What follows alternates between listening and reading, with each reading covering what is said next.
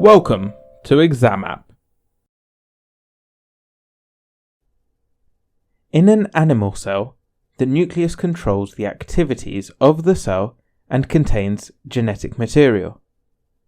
Cytoplasm is a gel-like substance where the majority of chemical reactions occur. It contains enzymes which help to speed up reactions.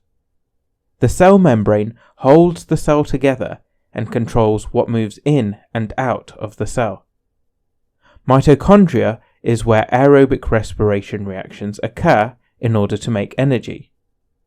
Ribosomes make proteins. On the other hand, plant cells contain all of the same structures as animal cells and some other things too. They have a rigid cell wall which supports the cell and makes it stronger. It is made of cellulose. Plant cells also have a permanent vacuole which contains cell sap. That is a solution made up of salts and sugars. Chloroplasts are where the photosynthesis occurs to make food for the plant. Chloroplasts contain chlorophyll, which is a green substance that absorbs light energy from the sun for photosynthesis.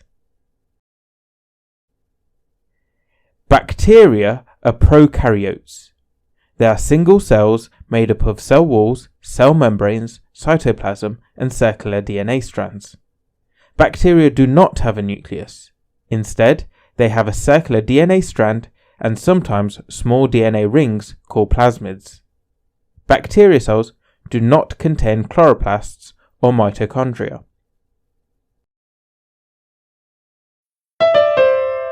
Find more tutorials, revision and quizzes at examapp.co.uk.